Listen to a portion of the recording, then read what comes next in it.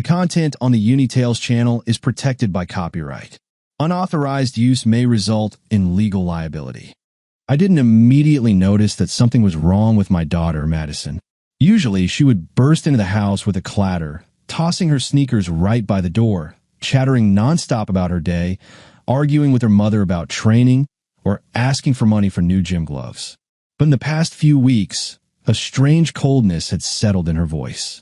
She began walking like a shadow, as if something heavy was constantly hanging over her shoulders. And every time I asked if everything was okay, she'd squeeze out a routine, "Everything's fine, Dad." And then last night, when I came home a little early, she was sitting on the couch alone, without her phone, without headphones, just sitting there, staring at the wall. I sat next to her, put my arm around her shoulders, and felt how her whole body tensed, like someone had burned her exposed nerve with a touch. "Dad," she said after a long pause, "I need to tell you something before Mom gets home." I tensed. Usually, conversations like this don't start with light introductions. "Do you remember Jason, the trainer from a gym? The one Mom is always chatting with and giggling with while I'm stretching?" Of course, I remembered him. Tall, overly confident, the typical alpha male in a tight t-shirt. I hadn't thought much about it, assuming Mom was just thrilled with the active lifestyle, and that was that. "He touched me, Dad," she said quietly, almost in a whisper. "Not the first time. At first, it was supposed to be an accident, but then it got bolder. And the last time, he was at our house, when you were away on business. Mom thought he came just to help her with a training program. But when she went to the shower, he came into my room." Madison went silent. Her face turned pale, and her hands clenched into fists. "He locked the door, and I won't give you all the details. I broke free. I hit him, ran to the bathroom, locked myself in. He left when he heard Mom finishing. I tried to breathe evenly, but my heart was pounding so hard, it felt like it might burst out of my chest. I didn't know what was worse, the fact itself or her next words. I told Mom. She didn't believe me. She said I made it all up. She told me not to even mention it to you. She told me to stay quiet. In that moment, I didn't know what to do first. Grab the car keys, find that bastard, and beat the hell out of him, or scream from helplessness. Right now, I just hugged my girl and whispered, "You're not alone anymore. And you never will be. I'll fix this." I don't remember how I got to the car. It felt like something snapped inside my head when I heard from my daughter that this bastard had touched her. The rest was on autopilot. Keys in the lock. The engine roared like it understood what was coming next. The Vital Core Gym, a pretentious name for a place where, as it turned out, they breed scumbags. I parked, leaving the engine running, and shot out of the car like a bullet from a gun. "Sir, do you have a membership?" or a receptionist began. I didn't even slow down. My hand, his back slammed into the protein bar stand. "Here, on me, you like sweet things, huh, bastard?" Next up, two trainers, shiny, wearing matching t-shirts, one of them shouting something like, "Hey, you can't go there." Doesn't matter. One of them caught my elbow in the jaw, the other hit the wall, and with a sound that made me think, at least the plaster's free, they all have insurance here. The gym, empty. Only the music blared, and a couple of idiots were pushing weights, unaware that real filth was happening in the showers next door. I ripped the door off its hinges. Shower room, warm steam, and there she was, my wife, Kelly, in a towel, facing me, her eyes as wide as saucers. "David, what are you doing here?" she shrieked. But now it was no longer about me explaining myself. And there he was, Justin, the trainer, naked as a boiled chicken, and so cocky I almost laughed. "Well, finally," he smirked. "The head of the household has arrived. Want a massage too?" "You know, Justin," I nodded. I was actually looking for a way to work my fists. He lunged for the closed hook. Too late. My fist hit his jaw with a sound like someone smashing a porcelain vase. He collapsed, clutching his mouth, and I already had him by the shoulders, twisting both arms back. There was a crack like snapping brittle cheese. "Hey," he howled, but I wasn't stopping. "This is for touching my daughter, you bastard. This hand is for her shoulder, and this one for her pride." He howled like a dog. I brought my face close to his mangled features. "And now, let's make you a little less capable of reproduction." And I hit him, right in the groin, with all my strength. His howling turned into an ultrasonic scream, and he curled up like a boiled shrimp tail. Oh, Justin, sorry, didn't calculate the force. Hope you weren't dreaming of children. Though, if you ever have any, this world's only going to get worse. Kelly was screaming, covering herself with a towel, and yelling something like, "You're crazy. You don't understand. It wasn't what, Kelly?" I bellowed. "Wasn't what I think.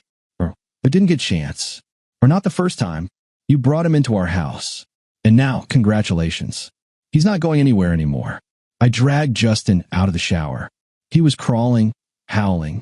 Kelly was behind us, covering herself with her robe, screaming, "David, people are watching. Stop. You look like a maniac." A maniac. I'm just a sweaty father, saving his family from cockroaches in human form. Outside, next to the laundry, stood a laundry cart, one of those on wheels for dirty towels. I glanced back at Justin. He was already dreaming of the morgue as a resort. "Time to retire, trainer," I muttered and threw him into the cart like a sack of potatoes. The receptionist, still lying by the counter, groaned. "Sir, you don't have the right to." I walked up, looked at him, and whispered, "Want to join him?" He went silent, even stopped breathing. I kicked the cart. It rolled down the path, jumping over every crack, and from inside came pathetic moans and something that sounded a lot like eggs cracking against metal. That's the whole workout, Justin. The program. Intensive repentance with elements of breaking. Kelly was still standing at the gym entrance, covering herself with the towel, as if that would save her from what she had already done. Her eyes were darting around, her mouth babbling something, and me, I didn't hear the words anymore. Only a buzz in my ears and my pulse pounding like a war drum before the attack. I approached her. She backed away. "Don't you dare, David," she whispered, "please." But it was too late. Too late for please. I yanked the towel away with one movement. It rustled as it fell to her feet, and outside, in front of the gym, she stood naked like the day she was born. "You wanted attention, Kelly? Different kinds? Strong? Brazen?" I hissed, looking her in the eyes. "Well, now you've got it. Let the passers-by admire your whorish backside. Maybe someone will appreciate it, since you're fine with anyone's touch, even the one who fondles your daughter in your own house." "David, please." She covered herself with her hands, glancing around, and took a step back. I didn't let her finish, just kick her in the back with such accuracy that she flew onto the stairs, sprawled out, howling, tried to cover herself as best as she could. "Don't come home." I stepped closer, leaned down so she could hear every word. "You're out of the family forever. And not just because you cheated. That's disgusting. You betrayed me, bitch. But you brought that freak into our home. You allowed him near our daughter. You didn't even stand by her." She was trembling, her eyes filled with terror. I didn't know," she sobbed. "Get out, Kelly, while I'm still being kind, while your face is still intact. And if I ever see your shadow on our doorstep again, I won't just throw you out. I'll break you, and I'll tell the world exactly who you are." Passers-by were already stopping, filming with their phones. Some were laughing, some gasped. And she, pitiful and humiliated, crawled toward the door, trying to gather the remains of her pride and clothing. I stood there, watching my wife, my ex-wife, leave forever, and there was no sense of relief in my chest. No, there was a feeling that something was still unfinished. I turned around and walked to the car. I needed to get home. Madison was waiting. I was already 10 minutes from home. I could almost feel my daughter's hand on my shoulder, feel her press into me as I whispered, "It's over, Madison. He'll never come near you again. No one else will dare." But I didn't make it. The siren screamed behind me. I slammed on the brakes. Too hard. The wheels almost screeched. "Hands on the wheel, Mr. Jackson," came a voice from the loudspeaker. "Here we go." I rolled down the window and looked in the mirror. 2 cops, one with his hand on his holster. Young, clearly clueless about who they were dealing with. "Calm down, boys," I said, not moving. "Call Sheriff Walter. He knows me." Less than half an hour later, I was sitting in the stifling room of the police station with gray upholstery on the walls and ventilation that only made the air drier. The door opened, and in walked Sheriff Walter Bryn, a former Marine with whom I'd spent more than one afternoon at the shooting range and once even fought in a bar. Then we drank whiskey, pressed ice to our bruises, and laughed. But today, he wasn't smiling. "So what have you done, David?" he drawled, sitting down on the chair across from me. "I've known you for 20 years. You're not an idiot. But today, you did everything to land yourself in prison for a long time." He touched my daughter, Walt. I exhaled. "What would you have done?" "I'd have, goddammit, waited until morning. But you staged a public spectacle, knocked out a man's teeth, broke his arms, kicked him in the balls so hard the doctor said, possible infertility. And a cart, David. A cart with a live man. What? Are you working in a cartoon? You think this is funny?" I leaned over the table. He was in my house. He touched my daughter. And her mother, my wife, covered for this bastard. Yeah, I was harsh. Yeah, I lost it. But you wouldn't have left him alive, Walt. You know that. Damn, he muttered, scratching his forehead. Do you even realize how much paperwork this is going to cause? Statements, witnesses, recordings. Just give the journalist a reason. You could be charged with assault, hooliganism, causing grievous harm. And that's it. Say goodbye to your freedom. I sat back down. Heavily. Slowly. Images of streets, my daughter, the tears on her cheek, the empty bathroom with the door wide open flashed in my mind. "I need to call Madison," I said. "She needs to stay with my sister, with Loren. It's safe there. She doesn't need to see all this." Walt nodded, took out his phone, and put it on speaker. "Make it quick, and no hysterics." I spoke with my daughter. Briefly, calmly. She sobbed, but nodded, though she couldn't see me.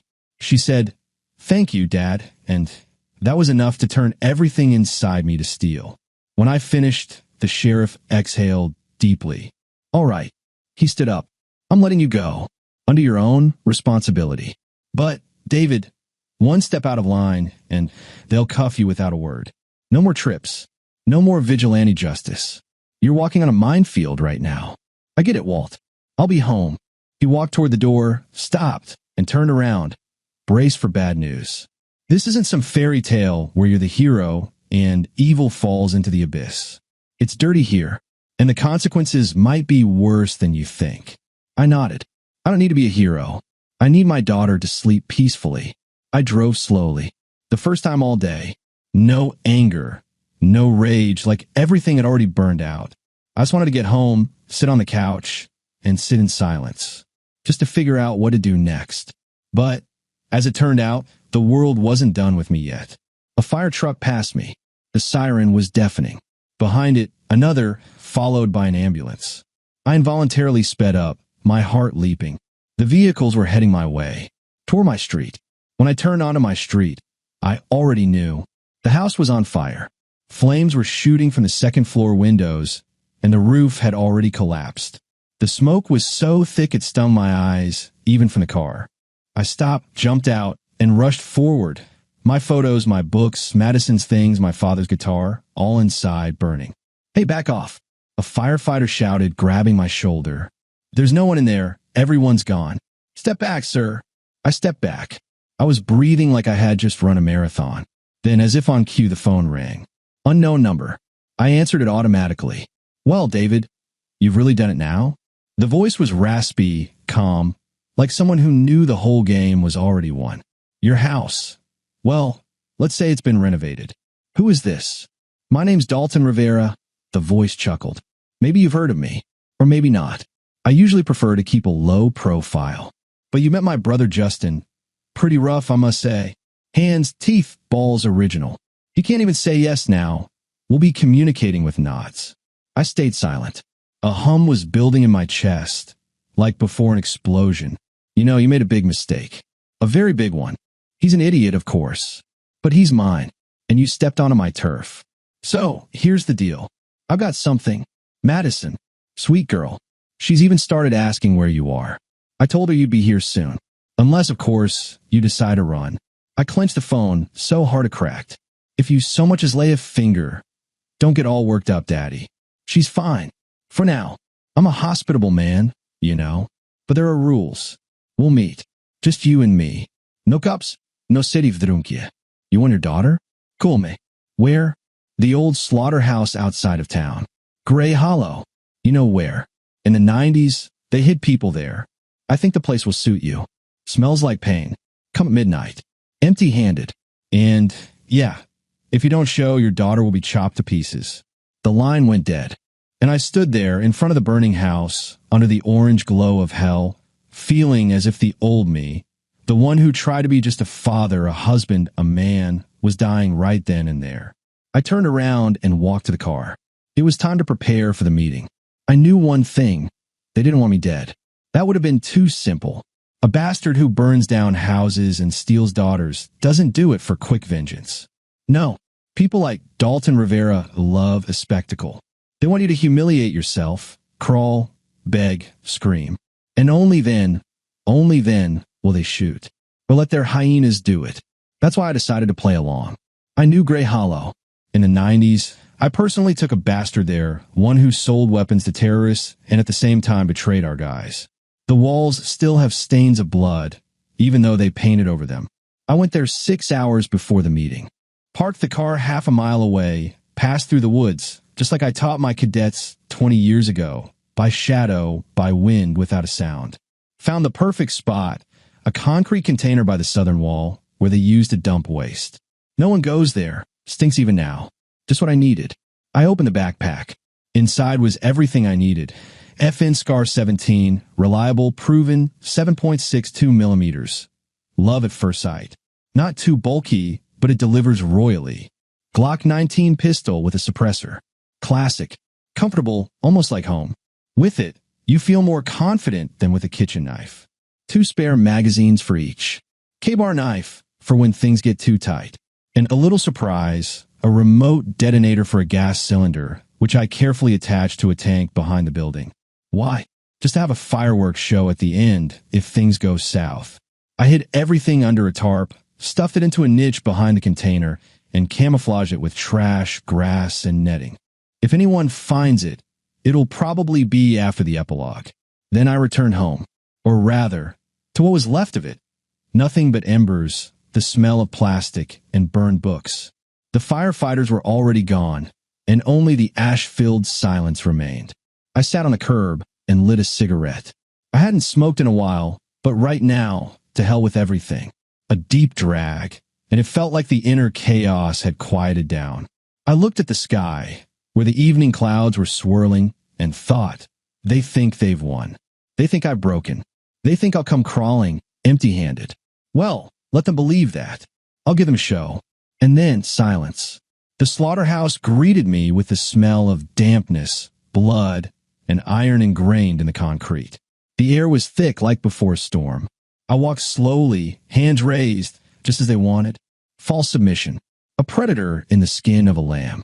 He's here. A voice rang out from the darkness, and the next moment, something heavy and metallic slammed into my legs.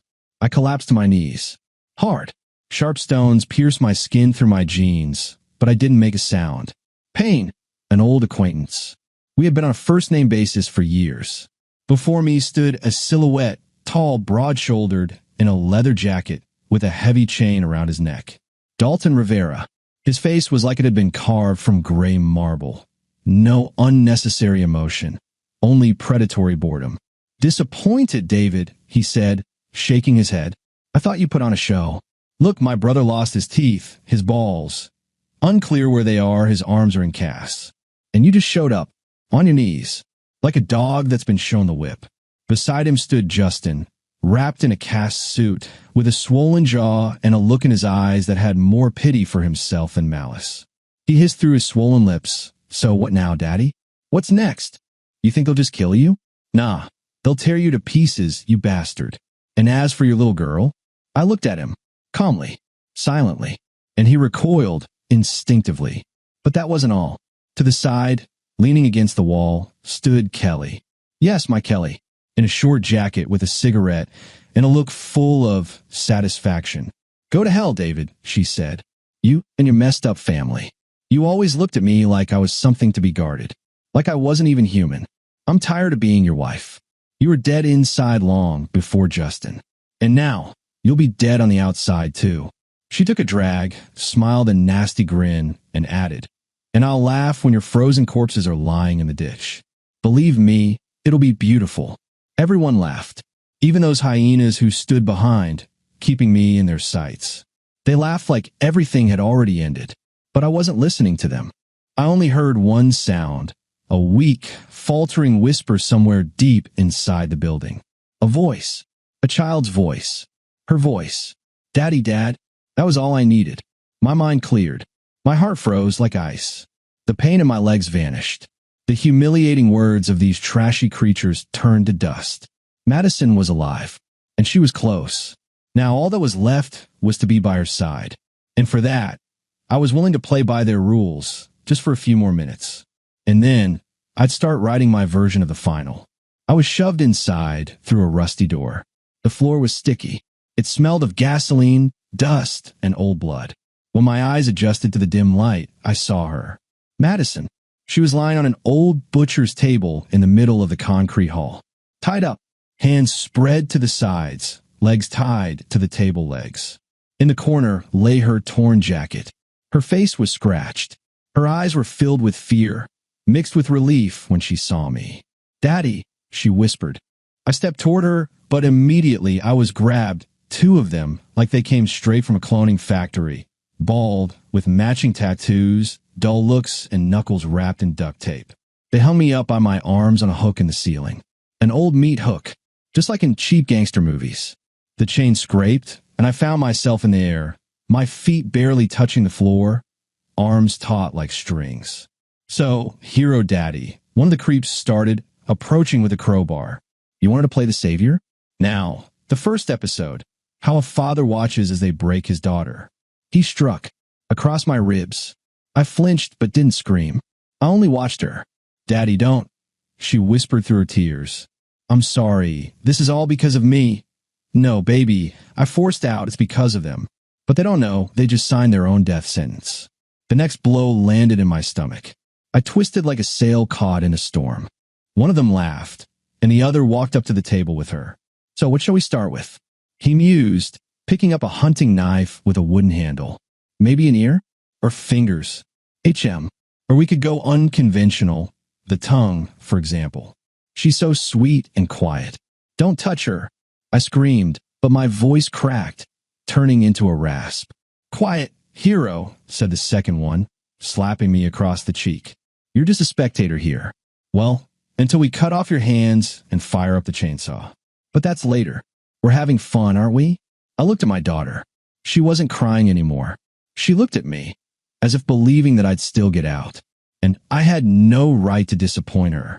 The freak with the knife stepped closer to her and whispered, "Don't be scared, little girl. It'll be quick, but not immediately. We need to play first." I closed my eyes for a second. The past flashed. Africa, an abandoned village.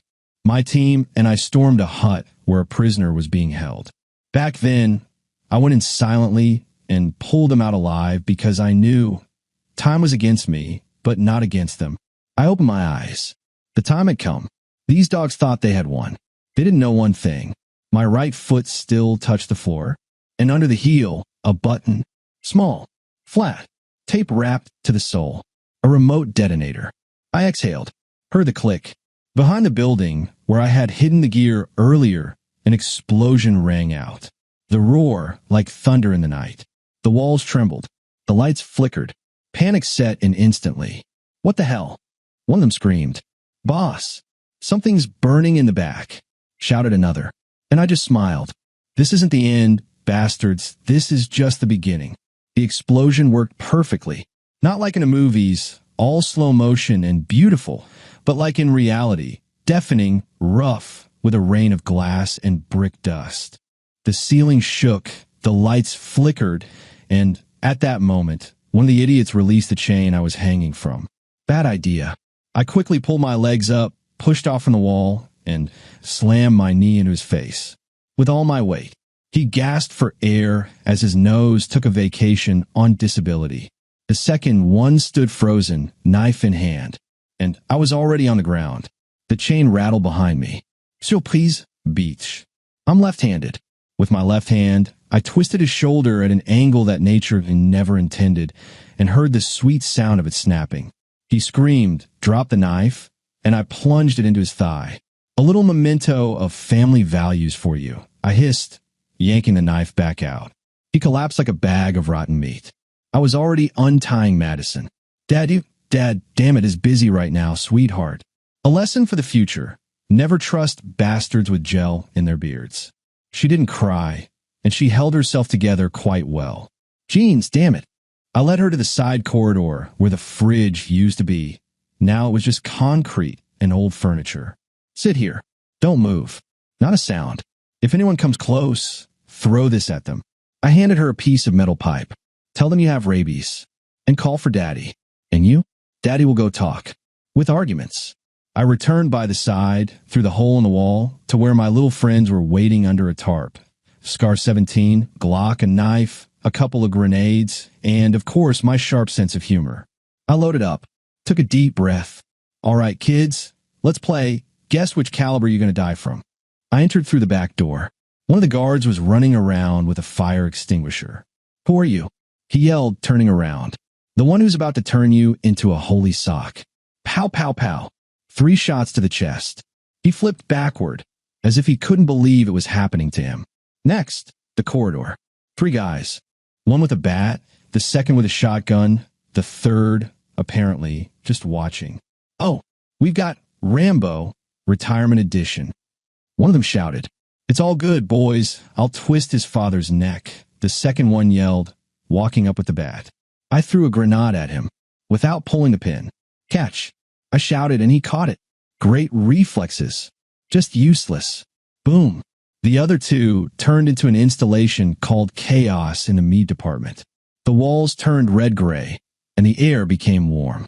After that, no one was laughing. I walked forward methodically, like the whole world was a shooting range. And I was the one with the highest score. Bodies fell one after another. Bullets to the eyes, to the groin, to the mouth. I was generous and precise.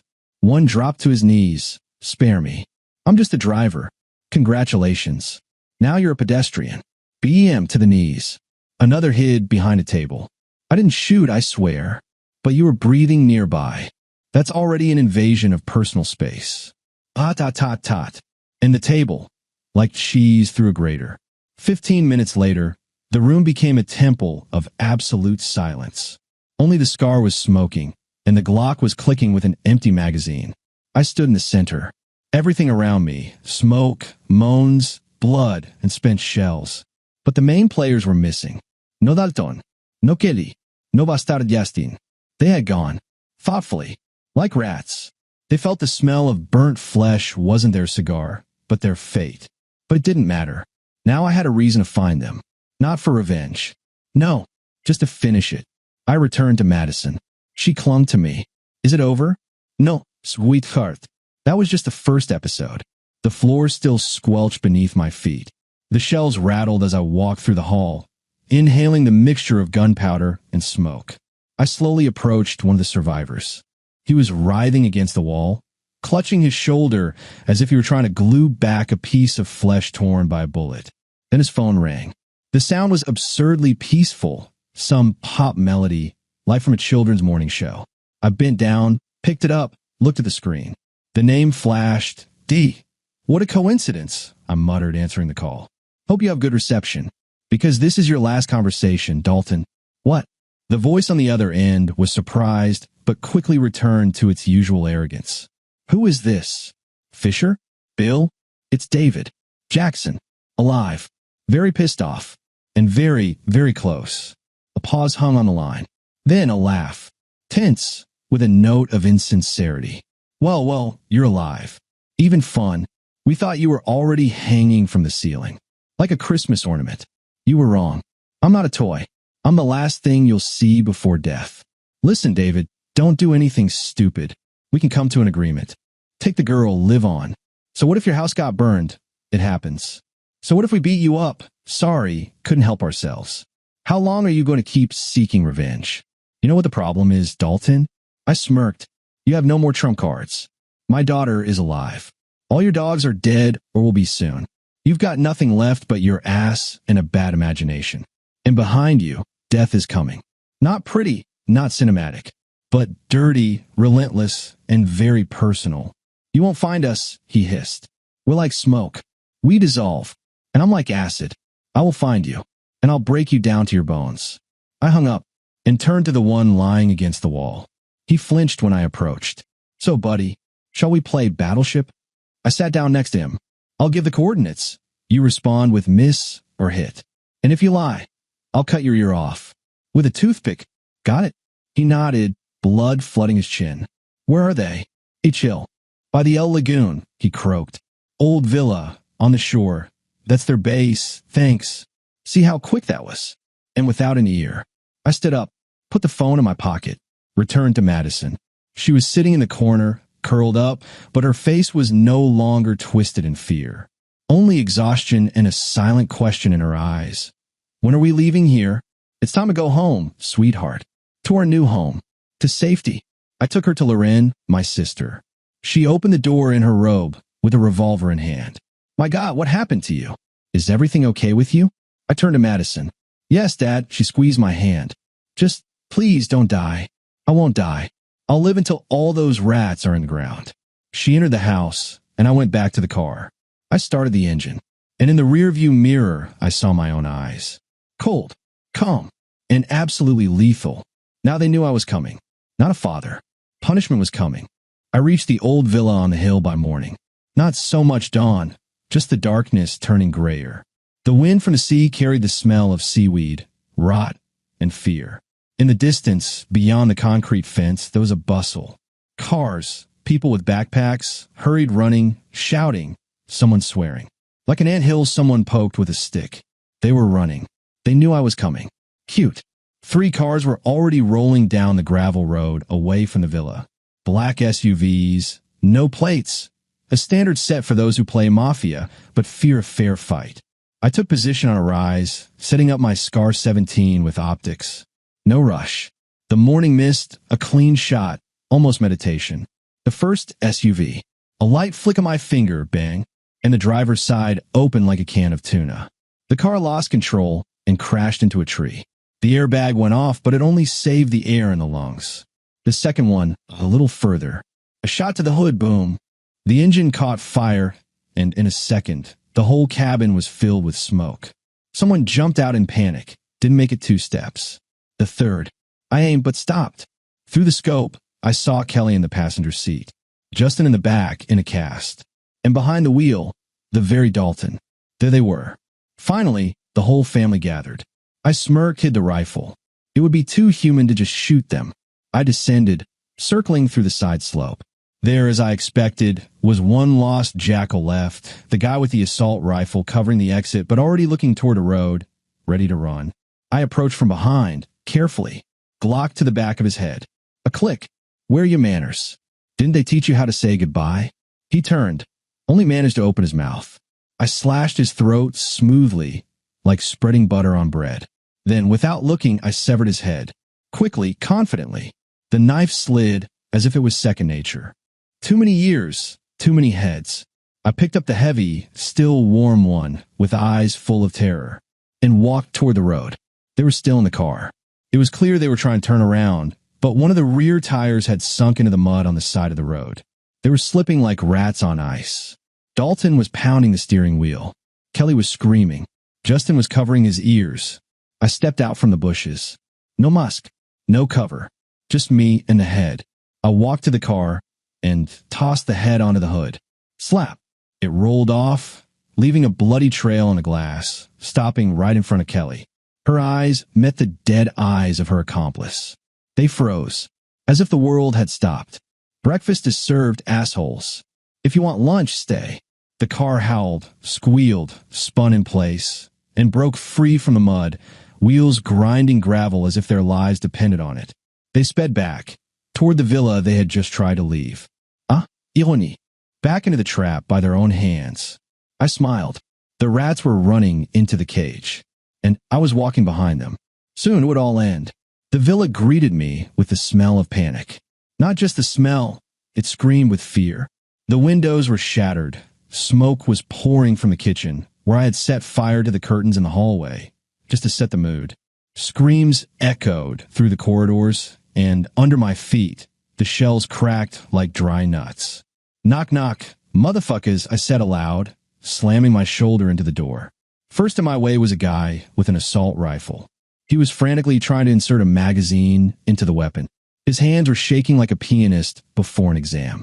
"You're late for rehearsal, Mozart." I shot. The bullet entered his eye like a finger into an olive.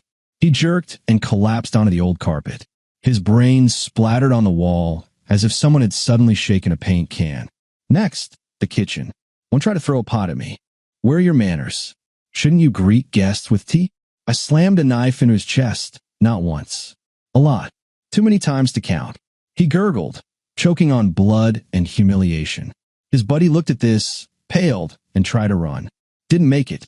The kitchen axe, thrown into his back, taught him to cook himself. The corridors were narrowing. The screams were growing fainter. I moved like a shadow in fire. No one was shooting. They were in panic. And when they're in panic, they screw up. And when they screw up, they die beautifully. One ran into the hall with a shotgun, not noticing that I was already close. He saw me, open his mouth. "Bitch, not bitch, but dad. Remember that." The final lesson. I spun him by the neck and shoved the shotgun into his mouth. Finger on the trigger. Boom. His head disappeared. Just gone. Only the shoulders and steam rising from the bloody fountain. And let anyone say I don't know how to deal with people. I moved another few meters. To the right, an open door. Inside, 3 guys. One had managed to raise his weapon. I threw a grenade. Not a real one. A blank with a flash and sound. They ducked, and I was already inside. One, in the stomach with a knife like butter. The second, a rifle but to the face, until his nose was pressed into the back of his head. The third screamed, "Spare me." Seriously? After throwing a pot at me? What? You confused me with a bowl of borscht. I sliced his Achilles. He fell, and then over my knee with his jaw. It felt like cracking a walnut. Or 2. The house was burning. With every minute, it got hotter, but I didn't care. This place was no longer a building. It was an altar, and I was the priest, as if the fire itself followed me, knowing it would only finish what I didn't tear apart. And then, the main door. Closed. Reinforced. Behind it, I could hear sobbing, the clinking of locks, and Kelly's voice. "He's getting closer. Do something. Justin, find a weapon." "Dalton, damn you, we can't just wait for him to burn us alive." I smirked. "Wait, darlings. I'm almost done with the appetizer. Now it's time for the main course." The door in front of me shook, not from a draft, but from the fear that lay behind it. I kicked. The first time, just a knock. The second, a crack. On the third, it flew open, and everything behind it met my rage. They were standing in the room, Dalton, Justin in a cast, and Kelly, pitiful, disheveled, without makeup, just like the whole life she built on lies. "Hello, family." Surprise, I came by myself. No invitation. But, I decided to bring some meat. "Kill him. Kill him, goddammit." Dalton shrieked. Justin lunged forward. The cast got in the way, and he dragged one leg like a zombie with a broken reputation. I moved towards him. The first strike to the arm. It flew off like cheap prop. He screamed and jerked, and then I slashed the tendons in his leg with my other hand. He collapsed. "Easy, bro. You've already been beaten by life. Just a little more." I grabbed him by the hair, lifted the knife, and severed his head with one precise movement. No drama. Clean. The way it should be. The head fell into my hands. I turned to Dalton, who was trying to load a gun with shaking hands. "A bullet is too merciful, don't you think?" I approached him as he backed away and slammed Justin's head into his face. Crunch. "This is for your daughter." Another hit. Wham. "This is for my house." The third bang. "And this is just because you exist." The heads mixed together like meat in a grinder. Eyes bulging, blood pouring. It wasn't 2 people anymore, but one mistake of nature. I threw the bloody mess aside and turned to Kelly. She stood in the corner, trembling, tears and snot. Everything combined. In her hands, a paper knife, as if it would save her. "Don't. I'm a victim too," she whispered. "You? A victim?" I slowly approached. "You are my wife. My family. You let a devil in a coach's cap into our home. You chose hell, and now it's come for you." I didn't kill her quickly. No, I made her kneel, just as I once did. "Remember? When you laughed at me? When you watched them beat me?" She nodded. no longer aware of what she was doing. Now watch how it all ends. I left her there, tied her up, set the rest of the curtains on fire, threw a canister on the floor, set fire to a trail of alcohol. Let the fire judge you, Kelly. It's fairer than I am. And I left. The villa burned behind me, like a scene where the curtain falls. Only on stage, there were pieces, smoke, and no one left. I got in the car. The engine started on the first try. The sky was already turning pink. The night was left behind. Ahead, silence. But inside me, there was still a voice. It's over. You're free again. I returned from Madison when the sun had just risen over the horizon, casting rays of light on the lawn in front of Lauren's house. She was already waiting on the porch with a backpack and an old jacket, but with a new shadow in her eyes. The shadow of something that could never be erased, not by time nor kind words. I just hugged her. It's over, sweetheart. Daddy fixed everything. She didn't ask a single question. And that was right. A couple of days later, everything became clear. There were no charges. No one was left who could say a word against me. Officially, a fire, an accident, internal conflicts. Unofficially, everyone knew. The rumors spread like spring fog. He went there by himself, one against all, came back alone. And now, no one dared even mention my name without trembling. It would have been funny if it weren't so true. Fear, the most universal form of justice. We left, not to the mountains, not to the forest. No, we chose a place where no one would think to look. An abandoned lighthouse on the shore of an old sea canal. It used to be a fishing port. Now silence, seagulls, salty air, and slow days. The lighthouse had long been decommissioned. They didn't turn it on. No one paid for the light. But it stood, like me, roughened with past scars but still standing. I fixed the keeper's house. The roof holds up in the rain. The stove is gas-powered. And the view from the porch, it's the kind that makes you stay silent and just breathe. Madison found a new school. She tries to forget. I don't ask her to speak. I'm just here. Sometimes, in the evenings, we sit by the lighthouse with mugs of cocoa. She's wrapped in a blanket. I'm in an old army sweater. We stay silent. We just live.